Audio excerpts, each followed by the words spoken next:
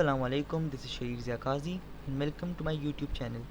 सो जो कल की हमारी वीडियो थी उसके अंदर हमने डिस्कस किया था फ़्लो कंट्रोल स्टेटमेंट्स के बारे में, और मैंने आपको बताया भी था कि जो इतनी भी जो मेरी अपकमिंग वीडियोज़ होंगी चंद दिन तक, वो जो है फ़्लो कंट्रोल स्टेटमेंट्स के बारे में ही होने वाली हैं।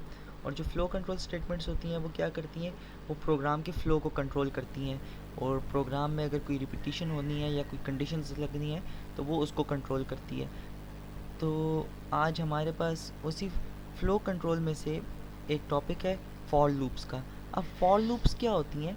फॉर लूप हमारे पास यूज़ होती है रिपीटेशन के लिए। जब भी हम एक स्पेसिफाइड कोड को या स्पेसिफाइड प्रोग्राम को रिपीट कराना चाहते हैं या स्पेसिफाइड स्टेटमेंट को रिपीट करवाना चाहते हैं, हम चाहते हैं कि भाई जो हमारी कंसोल स्क्रीन है उसके ऊपर बार बार मैसेज रिपीट हो या बार बार कोई टास्क परफॉर्म हो, तो मैं क्या करूँगा, मैं फॉर लूप यूज़ करूँगा। तो बेसिकली इसका पर्पस होता है रिपीटिशन के लिए। सो कहते हुए हम लोग नेक्स्ट मूव करते हैं। तो यहाँ पे इन्होंने बताया हुआ है कि हमारे पास 3 टाइप की लूप्स होती हैं। 3 टाइप लूप्स मतलब कि हमारे पास जो रिपीटिशन होती है वो 3 किस्म के तरीक़ों से हो सकती है। पहला तरीका तो है फॉर लूप, और दूसरा है व्हाइल लूप, और तीसरा है डू व्हाइल लूप। अब जो व्हाइल लूप है और डू व्हाइल लूप है वो हम लोग कल की वीडियो में कवर करेंगे, और आज का जो हमारा फोकस होने वाला है वो फॉर लूप होने वाला है। सो फॉर लूप में क्या करते हैं हम लोग, मैंने आपको बता दिया कि हम लोग अगर किसी चीज़ को चाहते हैं, यहाँ पे इन्होंने एग्जांपल दी हुई है कि let's say we want to show a message 100 times, then instead of writing the print statement 100 times we can use a loop. कह रहा है कि भाई अगर हम लोगों ने एक स्टेटमेंट को 100 बार प्रिंट कराना है, तो बजाय इसके कि मैं 100 बार उस स्टेटमेंट को लिखूँ, मैं ये कर सकता हूँ कि मैं एक ही लूप लगाऊँ और उसी के थ्रू मैं 100 बार एक स्टेटमेंट को रिपीट करवा दूँ। अब इसका हम लोग आगे देख लेते हैं कि इनिशियलाइज़ किस तरह होती है। जो हमारे पास सिंटेक्स होता है वो फॉर लूप का, वो किस तरह होता है, हम लोग पहले लिखते हैं फॉर, और उसके साथ जो ब्रैकेट है उसके अंदर हम लोग कंडीशन लिखते हैं। अब जो पहली कंडीशन होती है फॉर लूप के अंदर, हमारे पास 3 कंडीशंस लगती हैं। एक जो होती है पहली कंडीशन, उसमें हम लोग इनिशियलाइजेशन करते हैं। जो भी हमारे पास डेटा टाइप होगी, जो भी इंटीजर वगैरह होगा, इंटीजर फ्लोट करेक्टर जो भी होगा, उसकी जो हमने उसको वैल्यू असाइन की होगी या जो वेरिएबल होगा, उसको हम लोग यहाँ पे इनिशियलाइज़ करते हैं। उसके बाद जो सेकंड है उसमें हम लोग क्या करते हैं, कंडीशन लगाते हैं। कंडीशन सपोज़ आपकी वैल्यू जो है किसी नंबर से कम है या किसी नंबर से ज़्यादा है, इस तरह की कंडीशन हो सकती है।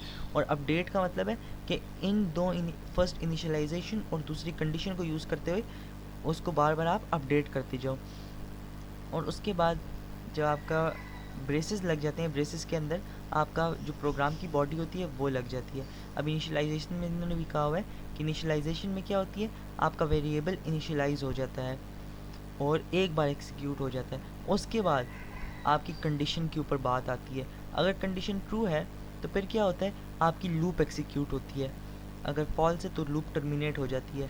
और अपडेट क्या करती है, अपडेट जो है जो इनिशियलाइज्ड वैल्यू है उसको बार बार चेक करते उसके ऊपर दोबारा कंडीशन अप्लाई करती है।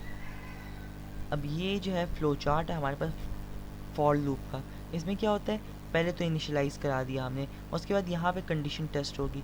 अगर तो कंडीशन ट्रू है तो क्या होगा, अगर कंडीशन ट्रू है तो ये नीचे आ जाएगा फॉर लूप की बॉडी में, और उसके बाद जो है क्या होगा, जब बॉडी एग्जीक्यूट हो जाएगी उसके बाद अपडेट एक्सप्रेशन में जाते हुए अपडेट एक्सप्रेशन जो है वापस कंट्रोल भेज देगा कंडीशन को।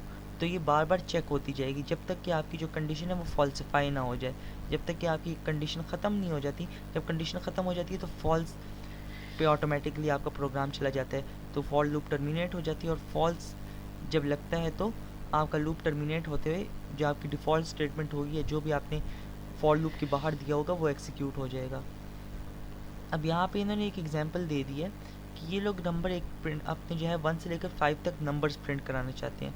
तो इन्होंने क्या किया, जो मेन जो होता है उसके अंदर इन्होंने एक प्रोग्राम लिख दिया, बॉडी लिख दी। बॉडी के अंदर इन्होंने एक फॉर लूप यूज़ किया, और फॉर लूप को यूज़ करते हुए इन्होंने क्या किया, इन्होंने उसके अंदर पहली कंडीशन लगाई है कि अगर इंटीजर आई है और उसकी वैल्यू 1 के बराबर है, और वाई जो आई है वो 5 से कम है या तो 5 के बराबर है, तो क्या करो, प्लस प्लस आई कर दो। प्लस प्लस आई का क्या मतलब है, प्लस प्लस आई का मतलब है कि ये जो आई की वैल्यू है 1, इसके साथ 1 को प्लस करते जाओ और इसको एक्सिक्यूट कराते जाओ, सी आउट आई।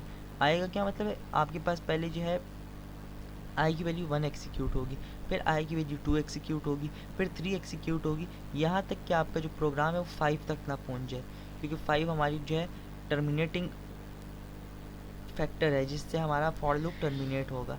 अब इसको हम लोग प्रोग्राम भी करके देख लेते हैं। अब यहाँ पे मैं एक प्रोग्राम लिख लेता हूँ। मैं लिखता हूँ हैश इंक्लूड आईओस्ट्रीम और नेम स्पेस एसटीडी। अब मैं क्या करता हूँ, अब मैं जो इंटीजर मेन है उसको डिक्लेयर कराने के बाद बॉडी पे आता हूँ। अब मैं यहाँ पे एक इंटीजर, अब यहाँ पे मैं क्या करता हूँ, मैं एक डायरेक्ट लिख देता हूँ फॉर लूप के लिए फॉर। अब मैं इसके अंदर जो मैंने इसके ब्रैकेट डाल दिया, अब इसके अंदर मैं कंडीशंस लिखूँगा। Integer a equals to 0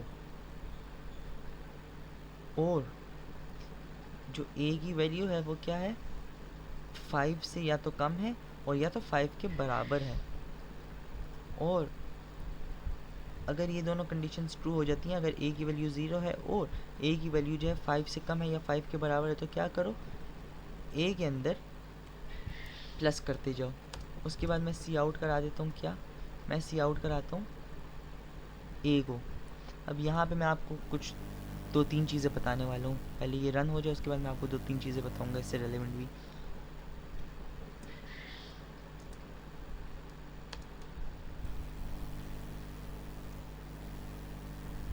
all तो ये मेरा पहले कंपाइल हो जाए ये प्रोग्राम, फिर मैं आपको 2-3 चीज़ें और भी बताने वाला हूँ इस फॉर लूप से रेलेवेंट।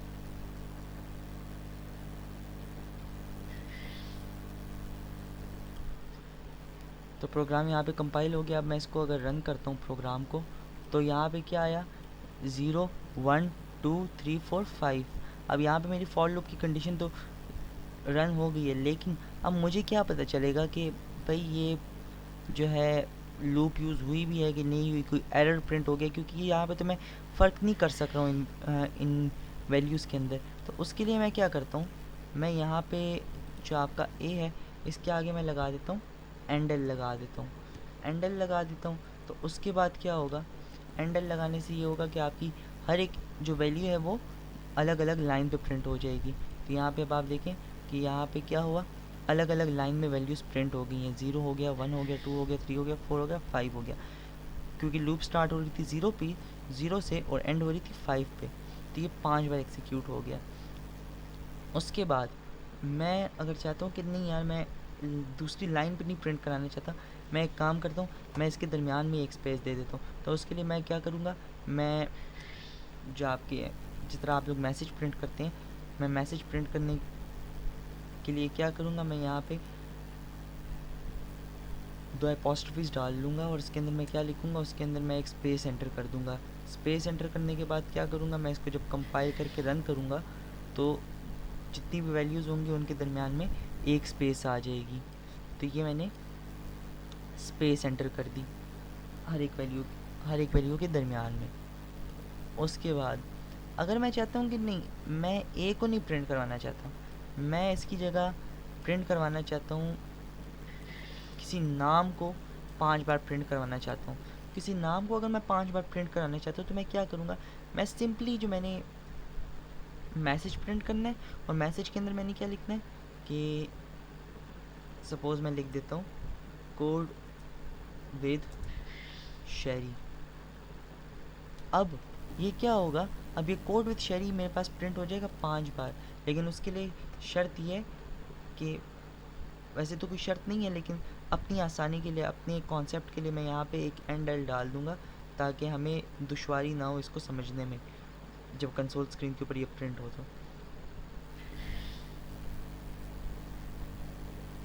तो ये जब प्रिंट हो गया तो मेरे पास 5 बार कोड विद शेरी, 6 बार मेरे पास कोड विद शेरी प्रिंट हो गया स्क्रीन के ऊपर। तो ये मेरी लॉजिक थी, जो बेसिक कॉन्सेप्ट था फॉर लूप का। उसके बाद यहाँ पे इन्होंने वही चीज़ें बताई हैं जो कि मैं डिस्कस कर चुका हूँ तो अपने प्रोग्राम के अंदर। उसके बाद वही जो अभी हमने टेक्स्ट डिस्प्ले करा दिया, अपना नाम डिस्प्ले करवा दिया हमने 5 बार, इन्होंने भी वही किया। इस एग्जांपल में इन्होंने हेलो वर्ल्ड यूज़ किया और हेलो वर्ल्ड को 5 बार एग्जीक्यूट करवा दिया। और यहाँ पे एक चीज़ है कि आप लोग आई ए प्लस प्लस लिखना चाहें या प्लस प्लस ए लिखना चाहें, उससे प्रोग्राम पे कोई भी फ़र्क नहीं पड़ता। इसको मैं ए प्लस प्लस के बजाय प्लस प्लस ए भी लिख सकता हूँ, तो उससे क्या होगा, उससे मेरे प्रोग्राम पे कोई भी फ़र्क नहीं पड़ने वाला। तो देखा आपने जिस तरह कि सेम प्रोग्राम प्रिंट हुआ है। अब इसमें एक और चीज़ है, इसमें एक और चीज़ ये है कि मैं यहाँ पे ए कोई प्रिंट कर रहा हूँ अगर, तो ये जो ए है ये अपने एग्जैक्ट ऑर्डर में प्रिंट हुआ है। अगर मैं चाहता हूँ कि नहीं यार मैं इसको रिवर्स ऑर्डर में प्रिंट करवाना चाहता हूँ, तो उसके लिए मैं क्या करूँगा, उसके लिए मैं यहाँ पे जो हूँ ए इक्वल्स टू 5 कर दूँगा और लिखूँगा ए इज़ ग्रेटर देन 0, और ए प्लस प्लस के बजाय मैं लिखूँगा ए माइनस माइनस। जब मैं इसको कंपाइल करके रन करता हूँ तो देखते हैं क्या हमारे पास एग्जीक्यूट होता है। तो जब मैंने इसको एग्जीक्यूट करवाया तो मेरे पास क्या आया, मेरे पास रिवर्स ऑर्डर में प्रिंट हो गई वैल्यूज़। अब इसका क्या लॉजिक है, इसका ये लॉजिक है कि पहली वैल्यू जो थी ना मेरी, वो मैंने जो पहला हमारा प्लस प्लस वाला इंक्रीमेंट वाला जो प्रोग्राम था उसमें मैंने क्या किया था, उसमें मैंने पहली वैल्यू जो है, जो इनिशियल वैल्यू है वो मैंने 0 डाली थी। लेकिन इस केस में मैंने जो इनिशियल वैल्यू है वो 5 डाल दी है। उसके बाद मैंने जो कंडीशन उसको दी है, कंडीशन क्या दी है, मैंने कंडीशन ये दी है कि ए की जो वैल्यू है वो 0 से ज़्यादा है। अब ए की वैल्यू जब 0 से ज़्यादा है तो जो इनिशियल कंडीशन थी वो बड़ी वैल्यू है, तो जाहिर सी बात है अगर मैंने बड़ी से छोटी के ऊपर आना है तो मैं डिक्रीमेंट करूँगा ना उसके अंदर, तो मैं उसके अंदर से एक एक वैल्यू माइनस करता जाऊँगा। तो पहले 5 माइनस 1 होगा तो 4 आ जाएगा, फिर 3 आ जाएगा, फिर 2 आ जाएगा, फिर 1 आ जाएगा, और ऐसे मेरा प्रोग्राम रिवर्स ऑर्डर में प्रिंट हो जाएगा। तो ये मेरा पास कॉन्सेप्ट था किसका, प्रिंटिंग अ नंबर और printing a statement in reverse order. तो उसके लिए हम लोग ये कॉन्सेप्ट यूज़ करते हैं। उसके बाद यहाँ पे इन्होंने एक और काम किया है, इन्होंने कहते हैं कि भाई एक एग्जांपल दी हुई है कि find the sum of first natural numbers, first n natural number. अब ये किस तरह होगा, पहले तो मैं क्या करता हूँ, कुछ वैल्यू स्पेसिफाई कर, कुछ वैल्यू एंटर करता हूँ। पहले तो मुझसे एक सी इन मांगेगा, उसके बाद मुझसे कहता है कि भाई आप फॉर लूप के अंदर आप जितनी भी आपने जो आपने वैल्यू डाली है उसका आप क्या करो कि जो पहले 10 इंटीजर्स हैं अगर मैंने डाला है सपोज़ 10, तो कहता है कि भाई जो इतने भी जो पहले 10 इंटीजर्स हैं उसका आप सम निकालो। तो उसका मैं सम किस तरह निकालूंगा, उसका सम मैं इस तरह निकालूंगा कि फॉर लूप एक लगाऊंगा, उसके बाद मैं सम प्लस इक्वल टू कर दूंगा आई। अगर आपको याद हो जब मैंने डेटा टाइप्स पढ़ाई, जब मैंने ऑपरेटर्स पढ़ाए थे, ऑपरेटर्स के अंदर मैंने प्लस इक्वल टू आई का बताया था, या प्लस इक्वल्स टू के साइन के बारे में बताया था कि प्लस इक्वल्स टू का क्या मतलब होता है। अब यहाँ पे जब लिखा हुआ है कि sum plus equals to I, इसका मतलब है कि sum is equal to sum plus I. तो अगर आपने वो वाली वीडियो नहीं देखी है तो बेहतर होगा कि आप ऑपरेटर्स वाली वीडियो देख लें, क्योंकि ये सारी सीक्वेंस पे मैंने वीडियोस अपलोड की हुई हैं ताकि आप लोगों को आगे जाते जाते प्रोग्राम्स में या किसी भी कॉन्सेप्ट में या किसी टॉपिक में कोई प्रॉब्लम ना आए। अब मैं इस प्रोग्राम को डेफ पे अगर अपने कंपाइलर के ऊपर रन करता हूँ तो वो ज़्यादा अच्छे से समझ आ जाएगा। अब इन्होंने क्या किया था, इन्होंने यहाँ पे डिक्लेयर कर दिए थे दो वैल्यूज़ को, इन्होंने वेरिएबल्स डिक्लेयर कर दिए थे, एक इंटीजर नम था और एक था सम। अब मैं क्या करता हूँ, मैं यहाँ पे कर देता हूँ इंटीजर ए कर देता हूँ और इंटीजर सम कर देता हूँ। अब सी आउट करूँगा, क्या लिखता हूँ मैं, enter the numbers up to which you want sum। उसके बाद मेरा क्या हो जाएगा, उसके बाद मैं सी इन करवा दूंगा किसको, ए को। जब मेरा ए सी इन हो जाएगा उसके बाद मैं लगाता हूँ सम को। मैं क्या करता हूँ, सम की जो इनिशियल वैल्यू है मैं सम को एक इनिशियल वैल्यू प्रोवाइड कर देता हूँ। सम की इनिशियल वैल्यू मैं क्या रखता हूँ, ज़ीरो रखता हूँ। उसके बाद मतलब ज़ीरो से लेकर आपने आगे तक सम करना है। अब मैं क्या करता हूँ, अब मैं एक फॉर लूप लगा देता हूँ। फॉर लूप लगा देता हूँ और फॉर लूप के अंदर मैं क्या कर देता हूँ, जैसे कि इन्होंने भी अपने प्रोग्राम में किया, इन्होंने इस फॉर लूप के अंदर एक अलग से इंटीजर डिक्लेयर किया। लेकिन अगर मैं चाहता हूँ कि भाई मैं अलग से इंटीजर नहीं डिक्लेयर करना चाहता, तो मैं क्या करता हूँ, मैं यहाँ पर एक इंटीजर डिक्लेयर कर देता हूँ आई के नाम से। अब ये आई क्या करेगा, आई बेसिकली मेरी लूप को रिपीट करेगा। अब मैं लिखता हूँ आई इक्वल्स टू 0 और मैं लिख देता हूँ आई इक्वल्स टू 0, किधर गया, आई इक्वल्स टू 0 और आई लेस देन इक्वल टू क्या, आई लेस देन इक्वल टू ए। अब ए क्या था हमारे पास, ए जो है वो वैल्यू है जो हमने स्पेसिफाई कर दिया। मतलब अगर मैं चाहता हूँ कि मैं 10 तक जितने भी डिजिट्स हैं, जितने भी नंबर्स हैं, उनका मैं सम चाहता हूँ, तो 10 मेरी लास्ट वैल्यू होगी। तो 10 से नीचे नीचे जितनी भी वैल्यूज़ होंगी या 10 तक जितनी भी वैल्यूज़ होंगी उसका मुझे सम चाहिए। तो आई को मैं क्या कहता हूँ, आई को कहता हूँ कि भाई तुमने जो है 10 से कम कम वैल्यूज़ को ऐड अप करना है। उसके बाद मैं क्या कर देता हूँ, मैं कर देता हूँ ए आई प्लस प्लस। उसके बाद मैं फॉर लूप के अंदर क्या करता हूँ, मैं करता हूँ sum plus equal to sum plus equals to A. उसके बाद मैं क्या करता हूँ, उसके बाद मैं सी आउट करा देता हूँ। सी आउट में मैं लिखता हूँ total sum up to given numbers was,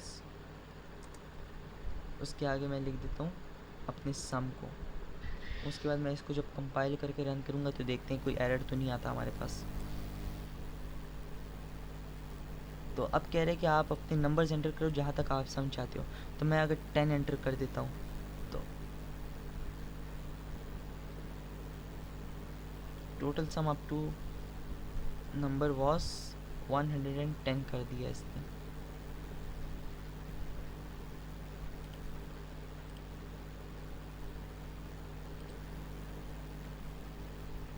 हाँ, यहाँ पे मेरे से एक छोटी सी माइनर सी मिस्टेक होगी थी, मैंने जो है सम प्लस इक्वल्स टू आई के बजाय ए लिख दिया था। ए लिखने से क्या होता है कि ए लिखने से मेरी जो फॉर लूप है वो तो एग्जीक्यूट नहीं होती, क्योंकि कंडीशन मैंने आई को दी हुई है फॉर लूप में। तो इसलिए मेरे पास ज़रूरी है कि मैं सम प्लस इक्वल टू आई करूँ, ताकि तमाम वैल्यूज़ का सम होता जाए एक दूसरे के साथ। उसके बाद मैं इसको जब यहाँ पे मैं इसको एक स्लैश एन डाल देता हूँ ताकि नेक्स्ट लाइन पे प्रिंट हो। उसके बाद जब मैं इसको कंपाइल करके रन करूँगा तो पहले कहते हैं कि enter the numbers up to which you want sum. मैं लिख देता हूँ 10। तो क्या कहते हैं, total sum up to given number was 55। अगर मैं इसको दोबारा रन करता हूँ, इसमें मैं अगर 20 लिख देता हूँ तो 20 लिखने के बाद ही मुझे क्या कहते हैं कि आपने जितने भी नंबर्स दिए आपने अगर 20 डिजिट स्पेसिफाई किए तो 0 से लेकर 20 तक आपका जो सम बनता है वो 210 बनता है। तो ये हमारे पास कॉन्सेप्ट था किसका, फॉर लूप का। तो आई होप आपको आज की वीडियो पसंद आई होगी। यहाँ पे मेरा फॉर लूप का टॉपिक कवर हो जाता है। अगर आपको फॉर लूप से रेलिवेंट कोई भी मसला आता है या कोई प्रॉब्लम आती है तो आप मुझे कमेंट सेक्शन में बता सकते हैं। मुझे एक कंप्लेंट आ रही थी कि हमारा जो फ़ॉन्ट होता है वो काफ़ी छोटा होता है। सो आज तो मैं भूल गया, लेकिन इंशाल्लाह फ्रॉम नेक्स्ट टाइम मेरा जो फ़ॉन्ट भी होगा अपने कंपाइलर का वो बड़ा होगा। अब मैं इतना साइज़ रखूँगा, आप मुझे कमेंट सेक्शन में बताना कि इतना साइज़ सही रहेगा कि नहीं। तो आज के टॉपिक में हमने क्या कवर किया, आज के टॉपिक में हमने फॉर लूप कवर किया और फॉर लूप के थ्रू हम लोग जो है नंबर्स किस तरह प्रिंट करते हैं रिपीटेटिवली, और हम लोग जो है किसी टेक्स्ट को जो है रिपीटेटिवली किस तरह प्रिंट करते हैं, और यहाँ पे हम लोग सम किस तरह लेते हैं वैल्यूज़ का, वो भी हम लोगों ने फॉर लूप से करते हुए देख लिया। अब मैं इसी के साथ जो हूँ एक प्रोग्राम भी अपलोड कर दूंगा अपने चैनल पे, जो कि आपको टेबल्स प्रिंट करके देगा फॉर लूप के थ्रू। तो इसी तरह मैं जो हूँ आपको लेक्चर्स के साथ साथ अपने जो हूँ चैनल पे प्रोग्राम्स भी प्रोवाइड करता रहूँगा। सो अगर आपको आज की वीडियो पसंद आई हो तो लाइक करें, कमेंट करें, सब्सक्राइब करें और शेयर करें मेरे चैनल को। और अपना ख्याल रखें। और this is Shahiza Kazi signing off. अल्लाह हाफ़िज़।